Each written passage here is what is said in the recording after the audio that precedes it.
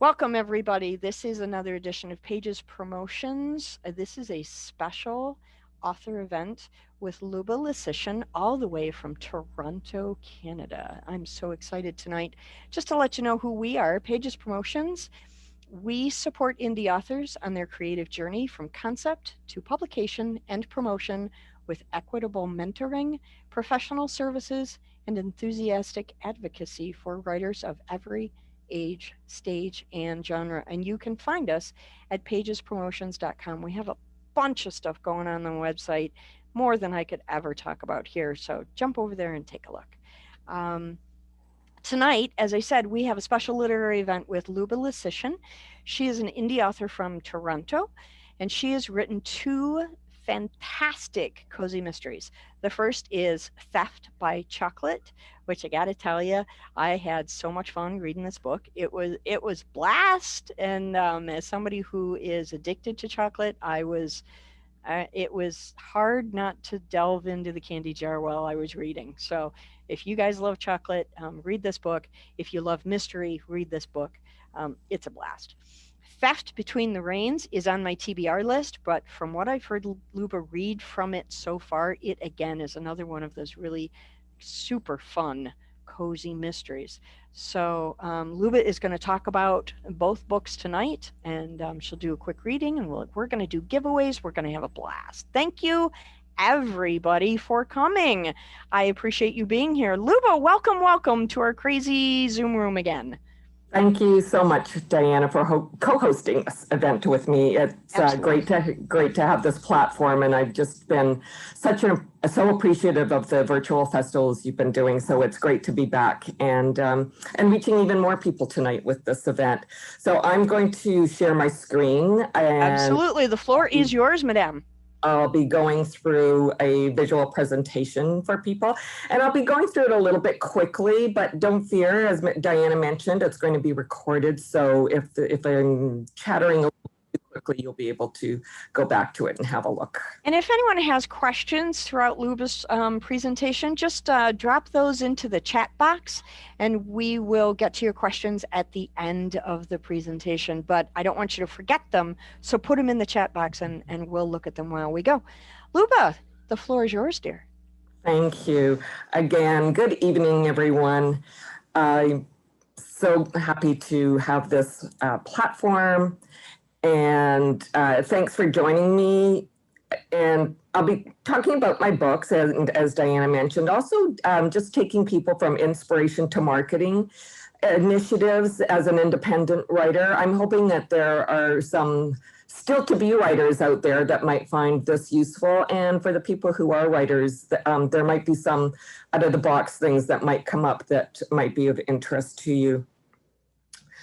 I'd like to thank everyone that has made this event possible, including Diana and Pages Promotion. I'm also very grateful to Giddy Yo-Yo Foods, and they've provided two fabulous door prizes that we'll draw at the end of the presentation. So you do need to be present to be eligible, so hang in there. Their goods are organic or wild harvested, direct and fairly traded, and they source foods that are grown in healthy remote environments. This program was also made possible with financial assistance from Canada Council for the Arts, Conseil des Arts du Canada, through the Writers' Union of Canada. I recognize we are all signing on from different territories, and I encourage you to reflect on the history of the land that you are watching from. I want to start by acknowledging that I'm speaking to you from my home in Toronto, a Mohawk word which translates to where the trees meet the water or the gathering place. Toronto is bound by Dish with One Spoon treaty between the Anishinaabe and the Haudenosaunee to share the territory, promote peace, and protect the land. I acknowledge them and any other nations who care for the land, recorded and unrecorded, and I pay my respects to Canada's first storytellers. So as we've already delved into a little bit, I'll be sharing my writing journey and then have a quick look at each book specifically, including inspirations, publishing, and marketing adventures. Included will be readings from each of the books as well. And I'll finish off with a summary of how I've adapted, innovated, and persisted in the sometimes challenging pursuit of being an indie writer. We'll have time for questions at the end, as we've mentioned, but do feel free to put them into the chat so that you don't forget them. And Diana will be keeping an eye on those, and we'll make sure that we try to get to all of those. And we'll finish off with the amazing door prizes. I not writing from the time I was young, as opposed to many writers that I have met in my life. I was not journaling. It wasn't on my radar. So really my first sort of step into the writing world was through my academic career. So while I was in university, I wrote a master's thesis, and many years later, while working at the Royal Ontario Museum, I also did a magazine journalism program at Ryerson University. And both of these academic endeavors gave me a good base for my future writing skills. I also started blogging, though when I first started, that word didn't even exist. I was sharing stories about my adventures and screenings at Toronto's International Film Festival. It was then that I realized how much I enjoyed writing, so I decided to marry my passions of film and writing by trying out some screenwriting courses. It's a very different kind of writing, much more impressionistic, but it didn't take long to recognize the odds of having a screenplay turned into a film. So even though I really enjoyed doing screenwriting and writing screenplays, I decided to try my hand at writing a novel, and I enrolled in Toronto's Humber College Creative Writing Program to work on Theft by Chocolate. Going into the Humber program, I wasn't starting completely from scratch. I had attended one of their summer writing workshops and had also taken another course at another college on how to write a novel, in which I created the backbone, structure, and characters for Theft by Chocolate. But where did I come up with the story about a woman looking for chocolate love and an international art thief in all the wrong places? Despite enjoying writing as much as I did, I just knew I wasn't going to write the next great Canadian novel. But then I read Sophie Kinsella's Confessions of a Shopaholic, which I found to be a lot of fun, breath of fresh air, and I had a eureka moment. I had my own addiction, namely to chocolate, and I had firsthand knowledge of a really spectacular setting in which to place my story, the museum. And also inspired by classic heist films like To Catch a Thief and How to Steal a Million, I started to craft a novel with a similar kind of tone to those old movies, and with the intention of revealing to readers parts of a museum and museum life that people never get to see, or many don't even know exist. So I had lots to draw from for both amusing and nefarious characters. And I had tons of anecdotes from my 20 plus years at the ROM to bring into the novel's storyline. I did complete my first draft of the book at the Humber College program. I then spent another year doing a rewrite while also looking for either an agent or a publisher. You have to remember that digital publishing only came along about a decade ago, and self-publishing was considered vanity publishing for the longest time. I was told by mentors and people in the industry back then that if I self-published, I'd ruin my writing career. So at that moment in time, I thought traditional publishing was the only option I had. So I actually gave up for a couple of years, and my book literally sat on my computer. But then while working at a college in a department managing the construction of a new campus, I had this random conversation with a security consultant who had some fascinating insider information about a real life and never solved opal heist that had taken place at the ROM in the 1980s. Now, the way the thief had circumvented these security systems ended up changing security technology around the world. Because if one person figured out how to get around that technology, that meant anyone else using that same system, whether it was a museum, a bank, or retail store, were now at risk too. So I had this extraordinary opportunity to shine a light on this lost piece of history by using it in my book. So while doing yet another rewrite, I came across the Women's Fiction Festival in the enchanting town and UNESCO World Heritage Site in Matera, in Puglia, in southern Italy, which in real life looks like something out of a Tolkien scene. Unfortunately, the slide doesn't do it justice, but it's just a magical place. And at this conference, which I hope they'll bring, they haven't gone virtual, unfortunately, but I'm hoping that it will come back as a in-person conference again. You could pitch your novel in 10 to 15-minute sessions that were like speed dating with publishers and agents. So I decided to venture to southern Italy, and I figured if I didn't find a publisher, at least I'd have an amazing holiday, and that I did. My perception was that I had pitched my novel badly, but I was contacted by a startup digital publishing firm based in the UK not too long after returning back to Canada. As luck would have it, one of the young partner editors was a chocolate addict, and the book clicked with her. So Theft by Chocolate was published in 2012 by Attica Books, and I was on my way with a blog tour, a speaking gig at Word on the Street in Toronto, a short live interview on CBC National News. I'm not sure how I got through that. Just doing these events makes me nervous. So how I managed to put a sentence together on national television is beyond me. I also did a couple of years of readings and book events, including launching in the UK, in London and Edinburgh during their Chocolate Week festival. But frankly, other than the blog tour organized by Attica, I did all the other marketing, including getting all the readings and organizing the launches myself, because my publishers didn't know the Canadian market and they were based in Oxford. So I was the best expert on my own book and own marketing. So the story revolves around reluctant amateur sleuth and museum employee Kalina Boyko. Under unusual circumstances, she's tasked with bringing to the museum the blockbuster exhibition Treasures of the Maya, whose key artifacts include a solid gold jaguar mask and the world's oldest piece of chocolate, which, by the way, is an actual artifact. It was part of an exhibition that was making the circuit at the time that I was writing the book, so I was able to write that into my story. So I tried to incorporate as much of the unusual and whimsical aspects of working at the museum in the book. For example, there's a scene where Kalina is walking down a corridor and encounters a technician pushing a cart of mummified Egyptian cats. Well, that was just another day at the museum. It truly was like that. And that's why so many people are enthralled by museums, why a lot of people would love to work in a museum. It really was a spectacular place.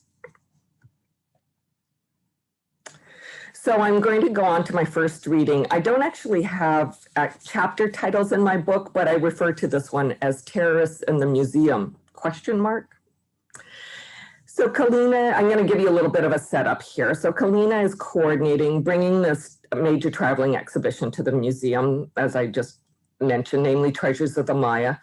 And there are so many elements that she has to deal with, and she's become super stressed and has turned into a raging chocolate addict during this process. One of her favorite treats are Sunspire Sundrops, which are an organic kind of version of M&Ms. One of the tasks she has to deal with is consulting on the retail component accompanying the blockbuster, specifically what might be sold in the museum's shops during the run of the exhibition.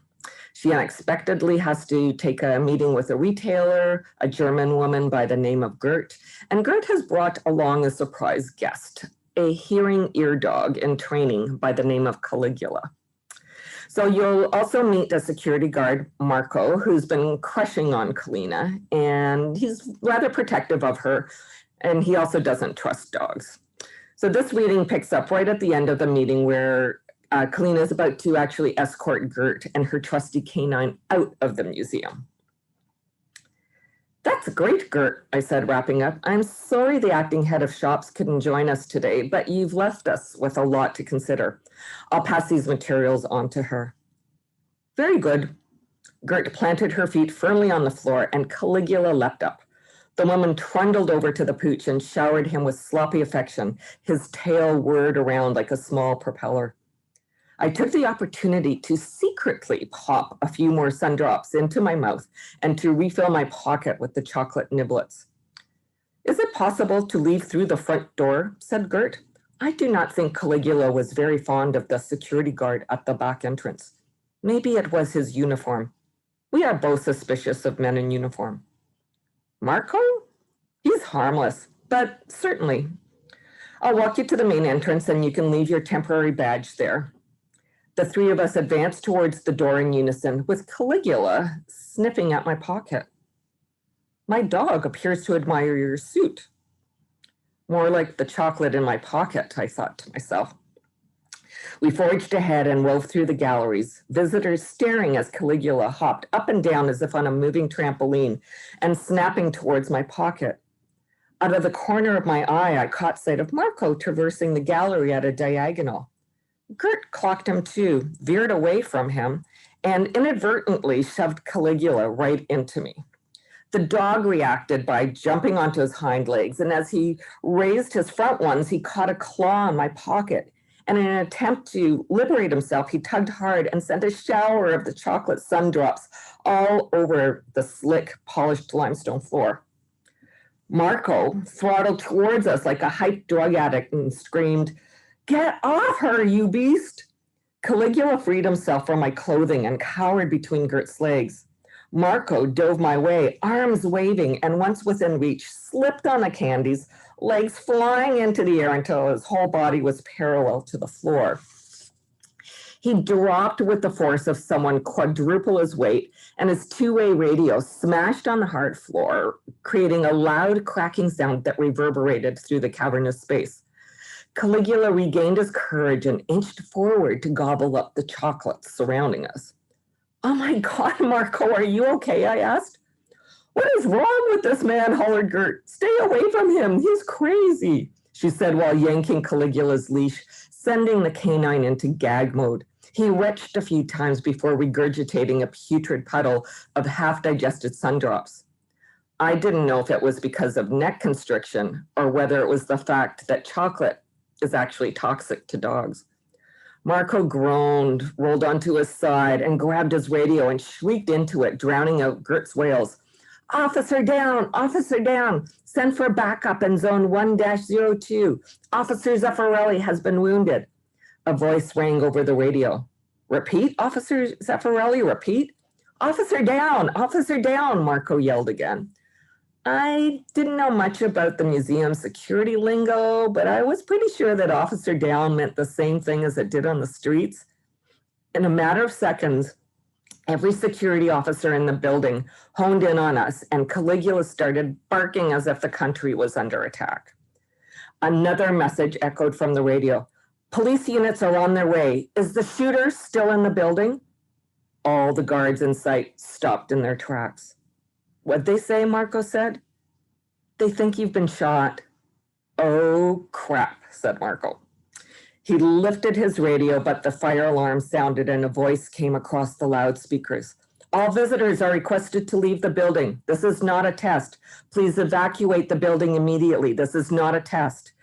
Caligula began howling, and a phalanx of police officers pushed through the main entrance into the gallery, hands poised at their pistols. Gert picked up Caligula and clutched him in her stubby arms. "We're all going to be killed." Marco gazed at me with his gorgeous green eyes. "They respond really quickly around here, don't they?" Marco said, grimacing in pain. "Well, the Israeli consulate is right across the street. No other tourist site in the city is more prepared for a terrorist attack than we are," I said, smiling half-heartedly. Marco propped himself up on his elbows.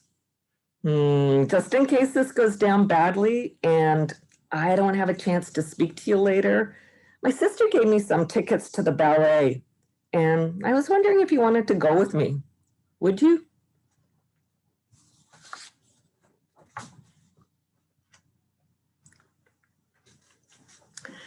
So from theft by chocolate, I moved on to theft between the reins.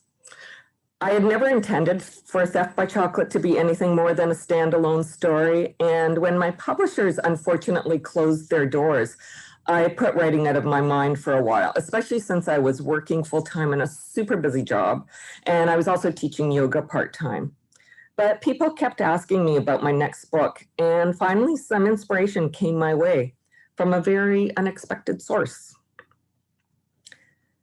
Documentary films, in fact, from a couple of them. Lost Rivers, large portions of which are set in Toronto, is about how cities have undergrounded their urban rivers and streams to be part of their sewage systems. And I was reminded of the fact that the Royal Ontario Museum sits and is situated above Tattle Creek. And then I saw the documentary, The Rape of Europa, about the plunder of art during World War II.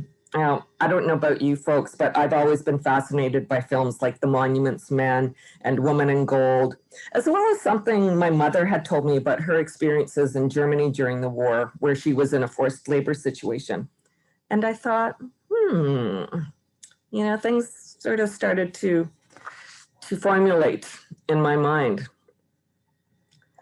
I came up with a question about what would Kalina do if artwork listed as still missing since World War II mysteriously started showing up in her world? And I thought of a way to link parts of the story, not just to Tattle Creek running underneath the ROM, but to other underground water systems in Toronto. I also decided to use water as the primary motif in the book, though there's still some chocolate in it. So if you're a chocolate addict, I don't think you'll be disappointed. But I wanted to explore my unusual relationship with water as well in the book. I also chose to bring in rarely seen or visited sites in the city and to highlight the world's changing climate and how it's been impacting so many urban centers like Toronto in terms of unprecedented flooding. But first and foremost, it's a humorous museum and international art theft story, bringing back several characters from Theft by Chocolate. So, from inception to publishing, it was another marathon for me. There were just long periods of time when I dropped writing entirely. But I also spent several seasons going on city walking tours, particularly those led by the ROM, but by the museum volunteers, and by Toronto's Lost River walks as part of my research. And because so much time had lapsed since the first book was published, I made the decision early to self-publish. I didn't want to add another year or two looking for a new publisher. And when the rights of Theft by Chocolate returned to me, I had to republish it anyway. So I had already gained experience with many of the steps involved in the process. Also, the world of publishing had changed dramatically. Indie authors had gained much more respectability. They were forming their own professional organizations. They were being accepted into groups like the Writers' Union of Canada. And now there are countless awards and prizes for indie authors. And just like indie musicians, indie authors like the control they have over their work and getting a bigger share of the royalties. But like other indie authors, I wanted to put out the best possible work, and that included professional editing and a book cover designer, which can be costly.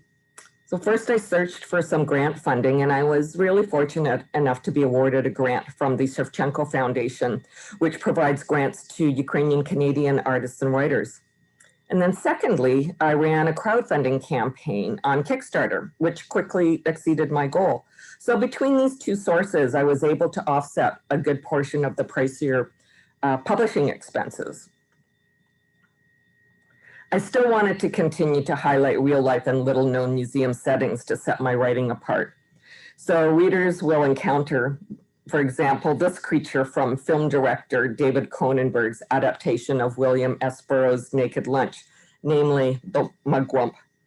This movie set piece actually sat outside my office during the run of the Cronenberg exhibit at the ROM, and it used to scare the living daylights out of me when I left my office, especially when leaving late at night and lights were dimmed. So I'm going to go on to the next reading, this one from Theft Between the Rains, with just a short setup here. It's pretty close it's just the beginning of the climax, but no, I won't be ruining any part of the story for you, but it's one that I actually haven't read so far in any of my events, so I thought I would share this one. So you'll meet Kalina's partners in crime solving, Marco, that you met in the first reading, the security guard. Also Walter, who's the encyclopedic librarian, and Benny, who's a drainer and graduate student. So a drainer is a keeper of underground rivers and streams. Walter unexpectedly appeared at the door, pressing his face to the glass. It was too late to duck underneath my desk. He plowed in. You are here. Have you not noticed that I called you several times? 5 times in the last half hour, actually. I glanced at my phone. A small red light was flashing. Oh, was that you? Sorry. I really had to buckle down to something. I've been letting my calls go to voicemail. Come with me, this instant. Pardon me, I asked. There's something very significant going on and you must see it. It took a nanosecond for a whole bucket full of pits to form in my stomach. I threw my arms up in the air and rose from my chair. Okay, whatever. Follow quickly, please. Where are you taking us? We're heading to the elevator. Why? I must have sounded like a petulant tween. It would be best if you brought your outerwear. It is surely to be chilly and windy up there. Up where? You'll see soon enough. I sighed, retrieved my coat, and locked the door behind me. Honestly, Kalina, sometimes I think you live and work in a bubble.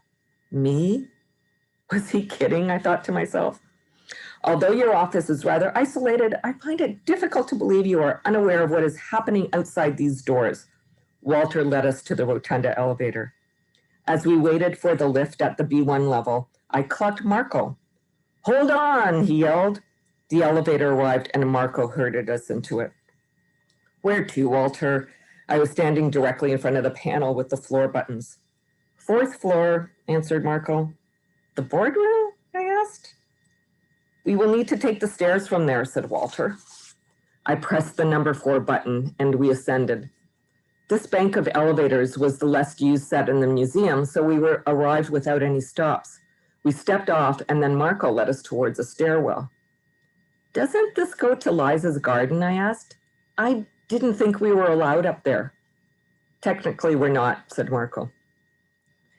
The museum's green roof may not have been the city's best kept secret, but most people weren't aware of its existence, since even staff, other than those in the biodiversity department, weren't allowed access to it. It was a designated research site and usually only visited by groups such as students from the University of Toronto's Green Roof Innovation Testing Lab. I remember when they were creating the garden, we all thought they were going to haul truckloads of dirt up there, I said. Au contraire, soil is far too heavy, said Walter. Ours is a particularly fine example of a compost roof. It is rather shallow, but it holds a great deal of water and provides all the necessary nutrition required to support a variety of vegetation. But the unique roof is not just for research. It has a much more pragmatic function. What's that? I asked. Well, it enhances the sustainability of the museum. It retains stormwater, reduces heat island effects, and helps to clean the air while offering a habitat for birds and insects. I wasn't even going to ask what heat island effects were. There was only so much I could take of Walter on any given day.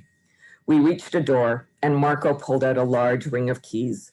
After sorting through them, he finally landed on what he appeared to be looking for, inserted the key, and opened the door.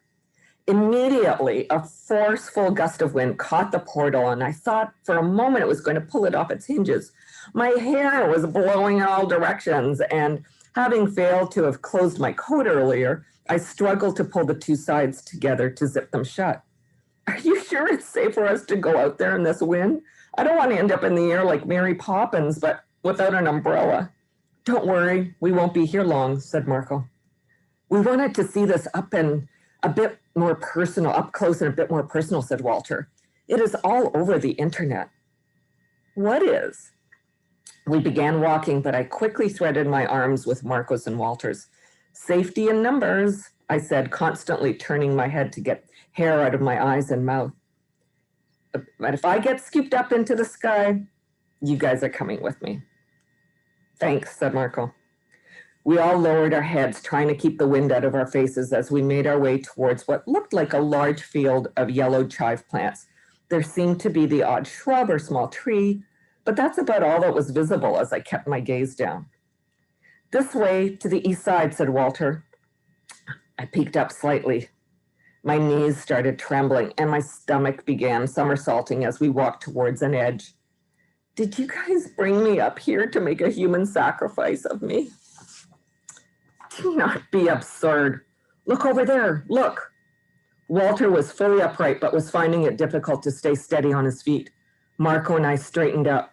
I gasped as I gazed eastwards over the city. I have no words. Holy Mother of God, I've never seen anything like that, like ever, said Marco. Looming off in the distance was the most foreboding cloud of immeasurable proportions I had ever seen. A shelf cloud, said Walter. It is textbook wedge-shaped. That's some bloody shelf. My God, continued Walter. It is so low-hanging, I imagine the inhabitants of Scarborough could reach up and touch it. Wait a minute. You think this is the thunderstorm, the one in reference to Catakill, the Inca god of thunder and lightning, I said as the wind howled. There was no response. Oh, come on, you guys. How could our tormentor possibly have known this was coming? He may be very clever, but he's not psychic, I added. No, but he's patient. This is it. I know it is, said Marco. Once again, I pushed the hair from my face and stared at Marco intensely. Marco, what's going on? Buongiorno, yelled a familiar voice from behind, startling all of us. Benny, what on earth are you doing here? How did you get up here? Marco called me. He left the door to the roof unlocked for me. I didn't notice him do that, I said. Benny, who had a camera with her as usual, reached us and interlinked arms with Marco. The wind is so strong, said Benny. It's time, said Marco. I noticed Benny's eyes widen. Are you certain? I've never been more certain about anything. Let's get inside, he said. Benny let go of Marco and started snapping shots at the foreboding force of nature. Benny, shrieked Marco. But it is a very unique perspective here. It is a chance of a lifetime to get such photographs. That's enough. Come on, Marco said. Sto arrivando. Benny walked backwards, taking shots while she stumbled towards the doorway. Walter and I entered the stairwell where Marco was waiting for us, but he stepped back out and grabbed Benny by the elbow to drag her in. Oh, Marco, she said, exaggerating the rolled R. You really are a worrywart. The four of us descended the stairs and took the elevator back down to the B1 level. En route, I pulled out my phone to check my emails. There was one with the subject heading urgent, and I clicked on it as we came off the elevator. Oddly, an image opened up, immediately covering the full screen of the telephone. What's this? I asked. Marco had pulled out his phone, and so had Walter, and so had Benny, since this is what people do these days if they haven't checked their phone for 2 minutes. I just received an urgent email, started Benny. Me too, added Marco. Me 3, said Walter. Me 4, I said. I think we all received the same email. This is it.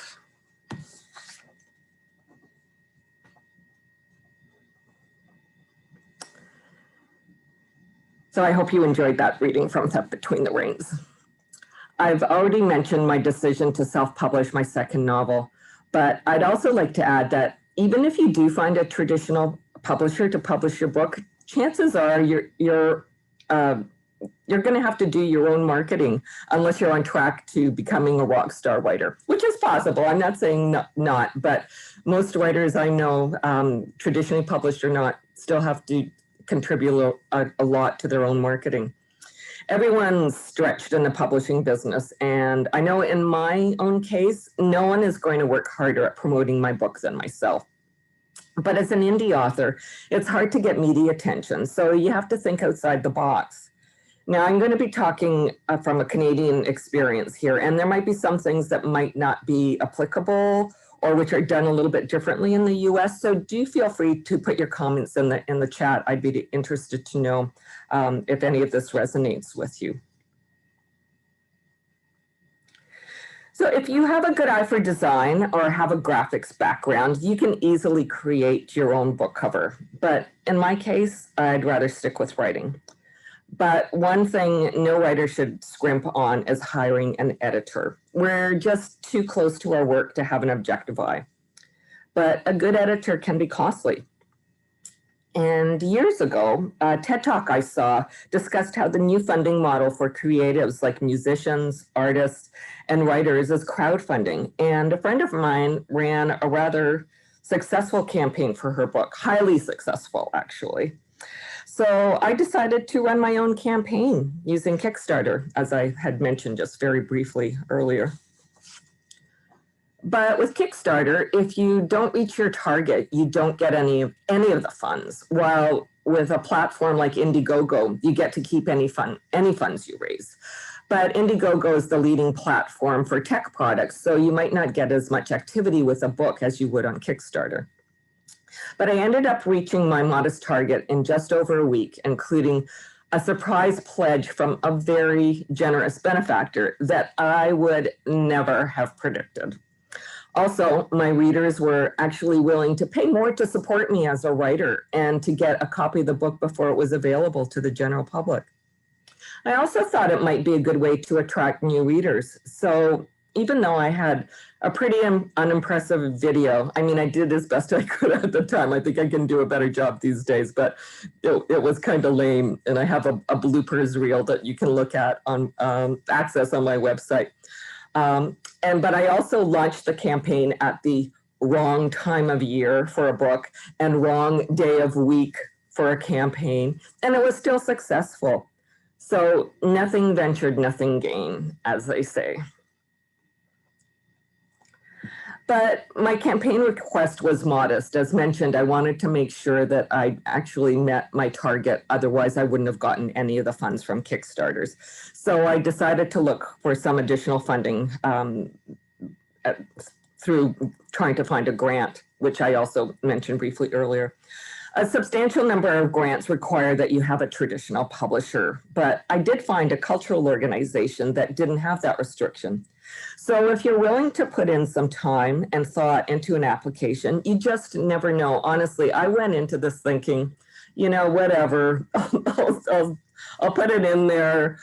You know, I wasn't paying attention to mail or email about it. So, but again, like, you know, if you don't try something, you'll just never know. So do look for writing grants in your community or city or organizations with which you might be affiliated. And if you're successful in securing a grant, the organization will likely have its own mailing list or Facebook group. So this could be another target audience for your work as well. Now, Canadians are famous for being overly polite and unassuming, but add to that being an introverted writer and asking for help for people you know is the last thing that someone like me wants to do. But you might have someone in your circle who's keen to champion you. With my first book, I had a boss who hit up everyone who came to our office to buy my book. And another work contact convinced her company to include my book as part of their employee holiday gift package, along with a bottle of wine and some chocolate. So they bought a couple of dozen copies of my book. I also had friends who belonged to book clubs, one who knew a small art gallery owner who organized a reading, and others who had social groups to which they belonged to whom I did readings. I also struck up a random conversation with a fellow gym rat who turned out to be an events coordinator at the flagship store of Canada's largest retailer. And she ended up including a reading from my book in an event she organized. I also had to model an outfit that, that they were promoting at the store, but that's a whole other story. But then there was someone at that particular event that organized events for seniors who subsequently contacted me about doing an event. So never, ever hesitate to suggest a reading for even the smallest group of people, even if it's just a few of your best friends, because you just never know what other spin-offs might result. You can also look into various groups on the Meetup platform. There's tons of book clubs and writing groups, and although I personally haven't had much success with these, some of you might have genres that are much more attractive to specific Meetup groups. And now that these meetings are online because of the pandemic, you have access to Meetup groups around the world. Now, I know all writers know to use social media, but pay attention to Facebook notices that you receive about new groups you might be interested in joining. Now, honestly, many don't allow self-promotion, so you do need to read the requirements carefully. And it's not that you shouldn't join those groups for that reason, but just be aware that you might not be able to promote your own work, or some of them have specific, maybe a specific day where writers can promote on the Facebook page.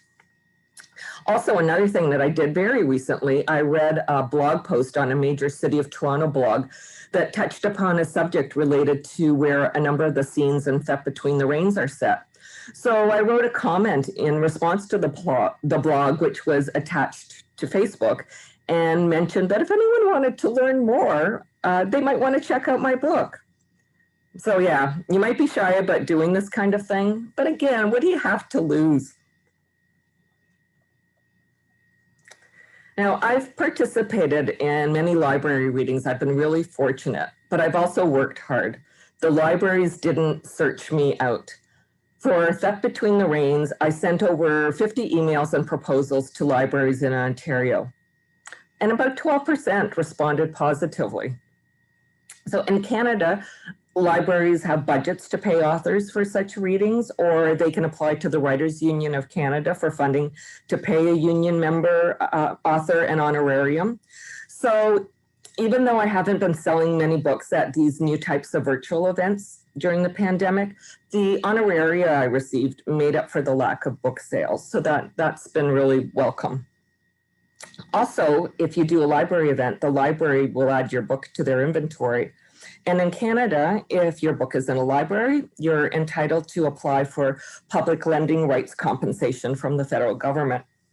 And even if you're not able to get a library reading, you can still hit up your friends who are library member, card member people, whatever you want to call them, to ask their local library to order your book. And so you can still apply for that public lending rights compensation. By the way, my experience in Canada is that libraries tend to support local authors. So I haven't had much luck with libraries outside my province. I'm lucky that I do live in a province that is home to probably the greatest number of libraries in the country. But there are also library initiatives on platforms such as Amazon and Kobo. In Ontario, there's also an annual Library Association conference.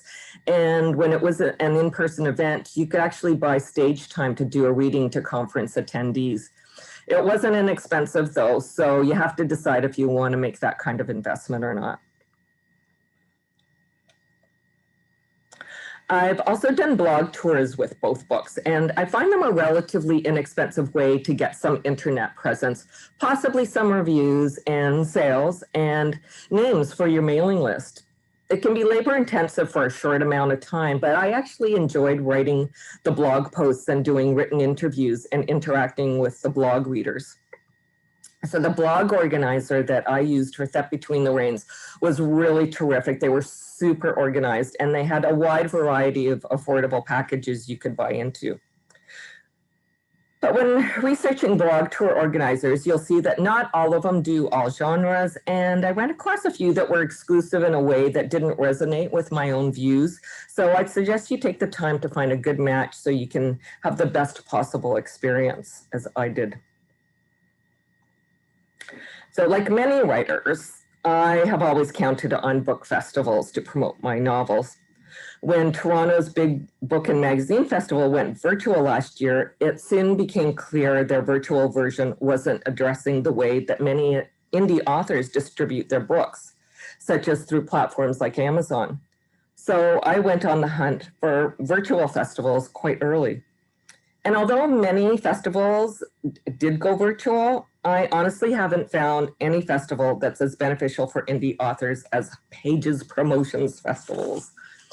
Diana really gets, back one more.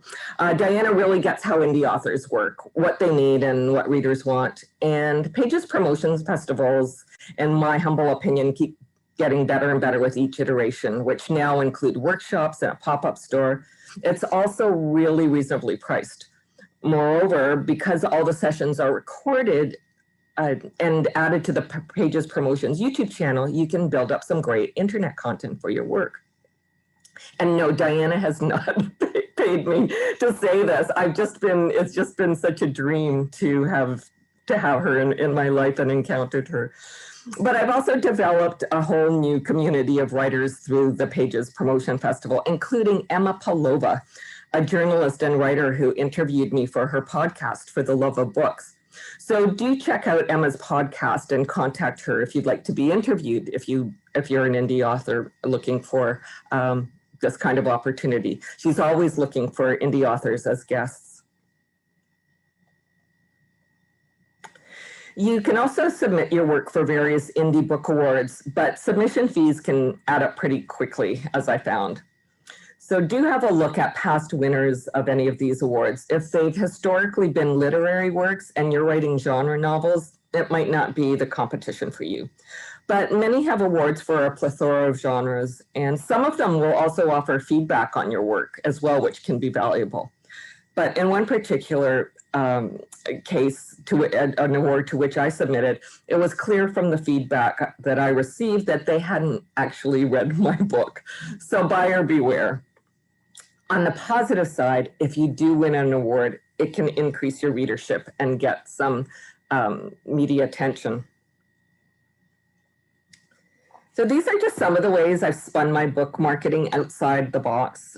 Because my books have a chocolate motif, I was able to talk chocolate and sweet shops into hosting readings as well. And in the case of today's event, I convinced a chocolate maker to provide the prize packages. And by the way, they even bought a copy of my book after I sent them the proposal, which I thought was awfully generous of them, because I would totally have given them a copy of the book for free. But even if you don't have a hook like chocolate, there are lots of other creative ways you can market. In the end, the really good news is that in the digital age, the lifespan of book marketing is unlimited. If you've ever worked in a bookstore, you'd be familiar with the wave of print books that come in and get tossed out on a weekly basis. Digital work doesn't have the same short lifespan, so it's such an exciting time to be an author. So with That Between the Rains, for example, I published it in the summer of 2019. But due to family matters, I had to drop everything, and I came back to it a year later. And here we are, 2021. And with each work you write, you'll have the opportunity to market your previous works. So the great news is that these days, as indie authors, we're able to share our creative work with the world for an undetermined amount of time. But I really want to emphasize, and I know there are some people like Kate McNeil, who works with Diana on the film festivals, who talk about not losing sight of the most important aspects of being a writer. You're able to have a voice through the written word. If you get discouraged about not being a best-selling writer, maybe it's time to really think about what your intentions are as a creative and sort out what writing really means to you. And hopefully you realize it's all about the art and expression, and this is what will bring you joy, success, and perhaps a different understanding of abundance. So as promised, here is my website address again. If you want to learn more about my books or find links where you can purchase them, you can go to the website.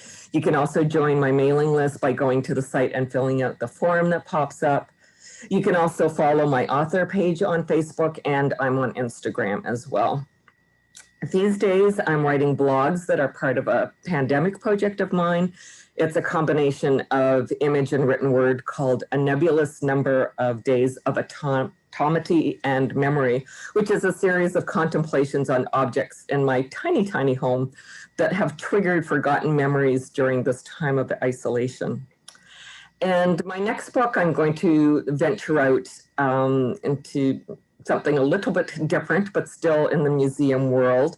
It's going to be a supernatural mystery and love story about a graduate student doing an internship at a museum. And she realizes that the vivid dreams she's been having hold the key to her mysterious intertwining with the ill-fated life of a textile conservator who worked at the same institution decades before. Ooh. And now, question time. Awesome. Luba, my gosh, thank you very much. That was an awesome presentation.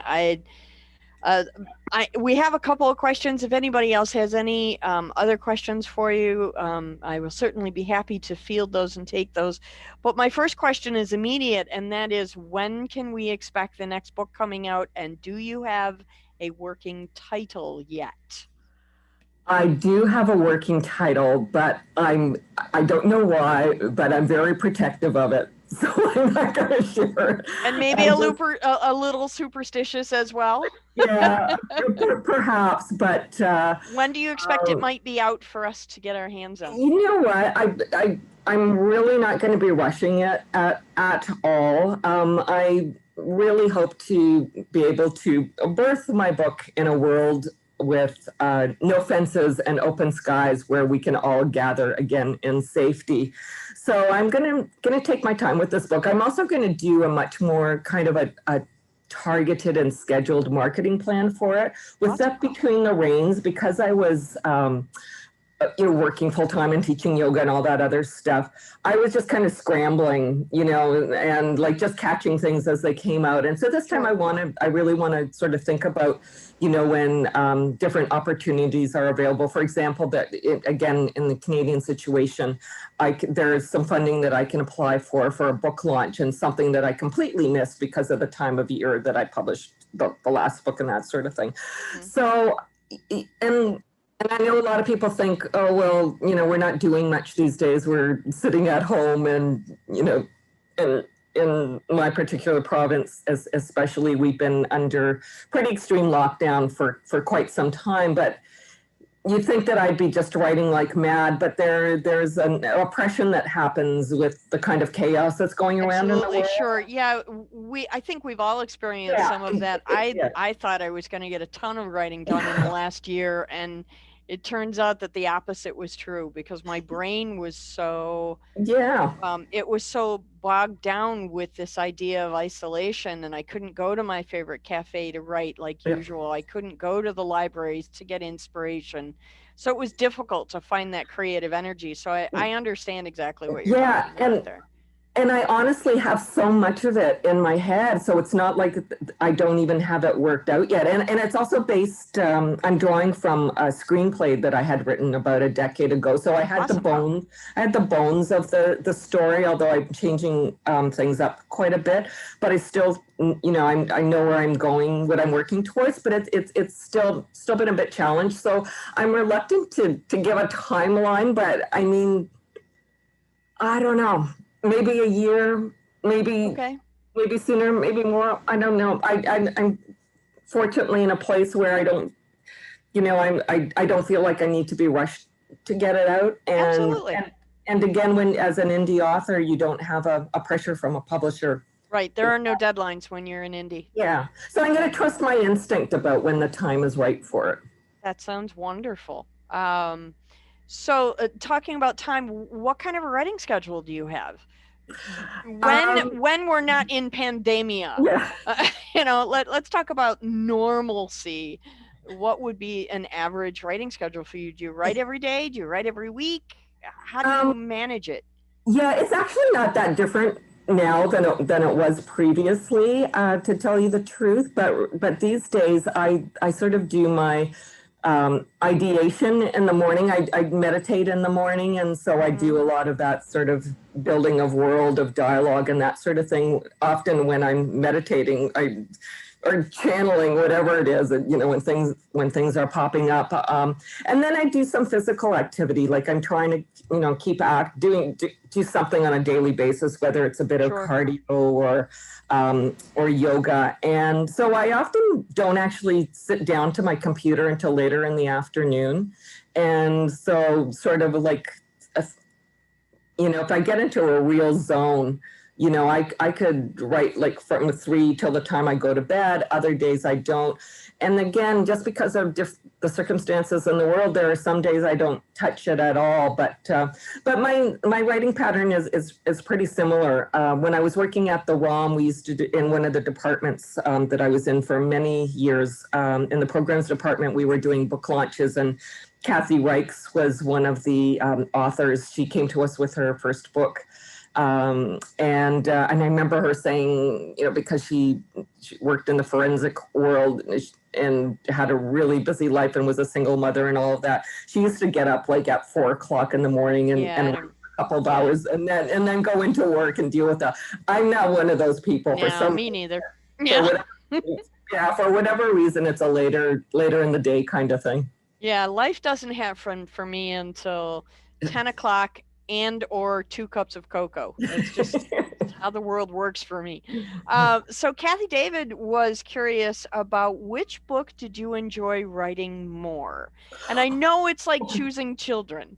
But it's not about which book do you like more. It's about, the question is really about which book did you enjoy the process more? The first one, perhaps because it was new and different and an adventure, or the second one, perhaps because you felt more comfortable with the process? Which one did you enjoy the actual writing part? Honestly, it's still, no matter how you phrase it, it's still a Sophie's Choice question. Because, like the first book did come out really quickly. I didn't have to do much research because I was really drawing so much on my day-to-day life at the museum. And so it felt like it was coming really quickly. And then when I was getting all these new bits to it, like the information about the way that about the opal heist, that was just so much, like, even though my book had sat on my computer for so long, it was really exciting for me to go back to it and write that in and redo the work. But with Theft Between the Rains, I mean, I really just, I just, I felt like I was just in a very different place in my life. And it was, I think I was just more appreciative of the fact that I could write, if that makes any sense. Sure, absolutely. And was very grateful for it. So even though it might have been harder in some ways and was involving more research, which shouldn't be anything new to me, having right. A master's thesis. It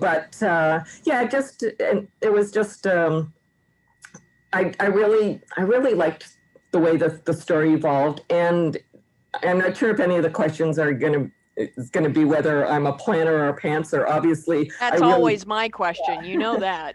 Obviously, I really planned my first book because I had done that coursework before, and so worked out an outline and characters and all of that. For the second book, I already had most of the characters. I introduced a few new ones, but because I was writing it much more intermittently than the first work, I just sort of kept developing the plot as it went along. Right. So would you agree with the statement that in writing, it doesn't really matter if you're a pantser or a plotter, but in marketing, you should always be a plotter?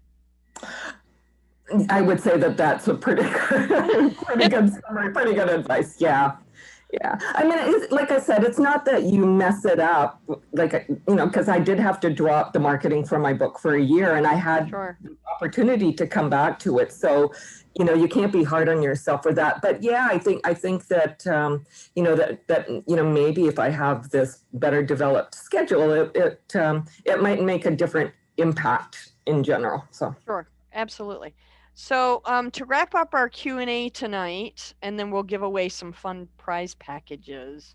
Oh, we got a couple questions here. So what day of the week and season of the year is the right one for you to feel for a book launch? JQ Oh, wants to know. So what do you think? I think You're going to launch a book for the first time. When would you, ideally, in a yeah, perfect world, when would you want to do it? I would do it in the fall. I think and honestly, if you Google that question, you'll get a lot of different opinions. But I think that's what people tend to say. I sort of, with the first book, I sort of did it in stages, and that was when I was with Attica Books. So we sort of had this softer launch, again, because we were just maneuvering the digital world. So we launched it on platforms, but I didn't actually end up having a formal launch until November, which was a little bit late. So I was a little worried about it cutting into holiday season. Right. And sorry, so it was time of year and Season? Day of the season. week? Day of the Oh, week? I'm not. I'm not sure about day of the week. I, for some reason, am drawn to doing my own personal events on Thursday evenings. I have no idea why. It's an instinctual thing for me. I think weekends people like the time to themselves, and it's a really different world with virtual events these days too. So Yeah, absolutely. We're, there's we're some all still trying to figure out yeah. what the new marketing attack is for the virtual world. I mean, it's, even now, we're going into our fourth festival. It's still, Yeah, we have some understanding yeah, of when things work best, but yeah, there's no Rubik to it. There's no yeah, there's no Rosetta Stone to how to do this. So we're all still trying to figure it out too. So for our last question before we do the giveaways, Jody wants to know, um, does your experience on the catwalk have anything to do with a pirate shirt? I don't know what that means. I don't know if you want to address that question. I'm not sure about the pirate shirt thing, but maybe it was in reference to the event I did at the Bay, the retail store that I mentioned, where I had an event. And yeah, they just decided to do this fashion show, and for some reason this person that I talked to at the gym just kind of thought, oh, it'd be interesting if we I know, they wanted to do a chocolate tie-in. And yeah, and I was like, when they asked me about, you know, putting on an outfit and, walking down this aisle on this beautiful part of the store, I was just like, oh man, what we authors have to do sometimes. But yeah, but it did not involve anything to do with pirates at all. Okay, all right, awesome. Well, let's see if we can give away some stuff. What do you think? I'm sure everybody is excited about our giveaways. Yeah. So can you give up your screen so that I can? Of course. Awesome. So then I'm going to share my screen. We are giving away 4 prize packages tonight. So I'm going to let Luba tell you about them a little bit. So the first prize package we will give away is a chocolate package, which she'll tell you about it. The second is going to be a prize package of both of her books, the 2 books in a set together. And then now we'll give away a second chocolate package and a second book package. So 4 packages in total. And we'll tell you after we spin the wheel of happiness, we'll tell you how you can redeem your prize pack if you win. So Luba, tell us about this great chocolate package. You were telling me about it earlier in the green room, and I'm just salivating over here. Yeah, I'm going to share my screen again just for a moment because I've got this one last slide here. Absolutely, sure. Yeah, so the Giddy Yo-Yo, who is a Canadian company based not too far from Toronto, and I was just thrilled when I contacted them. He's like I said, nothing ventured, nothing gained, right? Sure. I was worried about asking for a giveaway at this time when small businesses are struggling, and they came through with 2 of these packages. So each one of them includes a choice of 5 of their chocolate bars, a choice of 12-ounce coffee roast, as well as a 100 milliliter jar of love butter. And get this, it's a full body edible moisturizer that nourishes skin and smells and tastes like chocolate. It's crazy. How amazing is that? Slather yourself in chocolate for health and wellness. I think that's an awesome idea. I would sign up for that. All right. So, as I said earlier in the program when we first started, if you got your name on our registration list before 6:45, you are automatically on the spinning wheel of happiness. While Luba was doing her presentation, I think I was able to add everybody else who registered later. So I'm hoping we got everything. I think the numbers match. So hopefully we'll make sure. And again, I think I set up, it's been since February since I've done this, guys. So I think I set up the wheel so that when you win, your name will come off the wheel so we can give more people opportunities.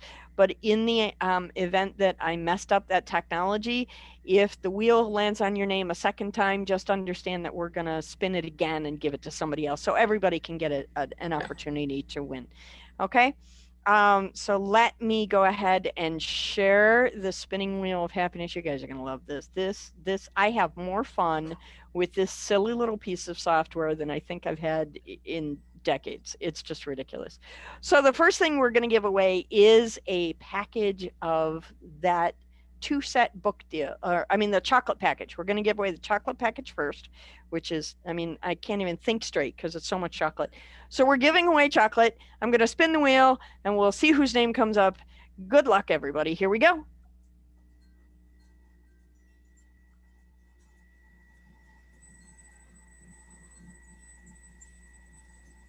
Woohoo!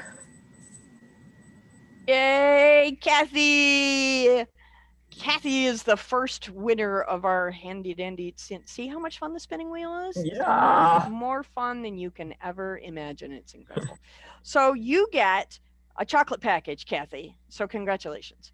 All right, let's go on and spin for a package of the duology of books. And here we go.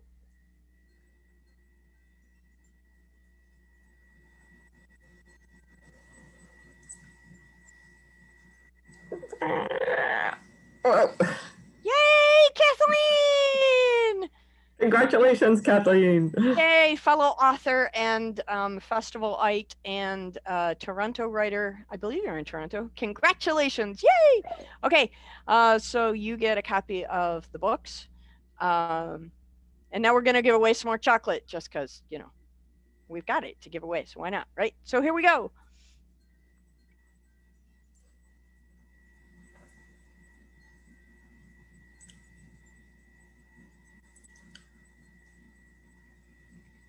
Yay! Congratulations, Marjorie. Yay, Marjorie.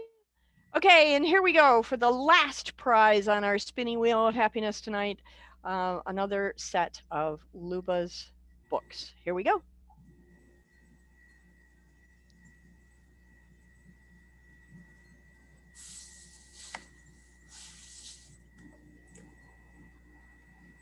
Marie Christine, yay! Woo-hoo. Congratulations. Awesome. Way to go. Yay, so much fun. Okay, so that was the spinning wheel of happiness. You see why we call it that, because it's more fun than, it's just ridiculous. I'm 57 years old and I have so much fun with this nonsense. It's just crazy. Okay, small things amuse small minds. Just remember that. All right. Thank you, everybody, for coming.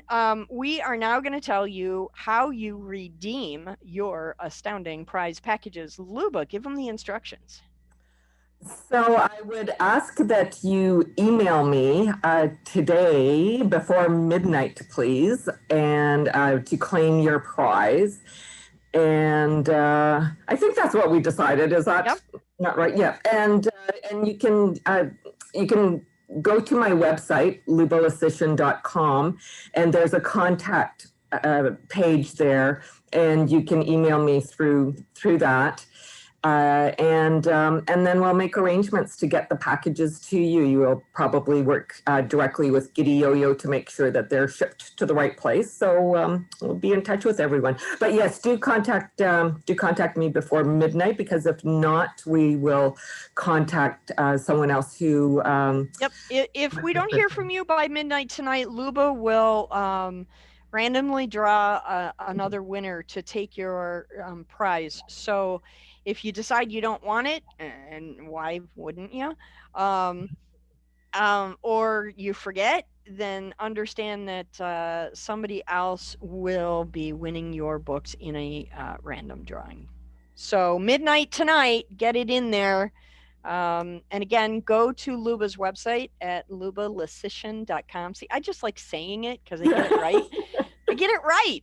Lubalesychyn.com. And if you don't know how to spell it, then you need to go to our website and look up how to spell it. In fact, I will show you again, but LubaLesychyn.com. See how much fun this is? Yeah. Okay, so thank you everybody for coming out. I'm so grateful that we had such a wonderful, huge room for tonight's event. This was awesome, Luba. Thank you so much for coming out and doing this.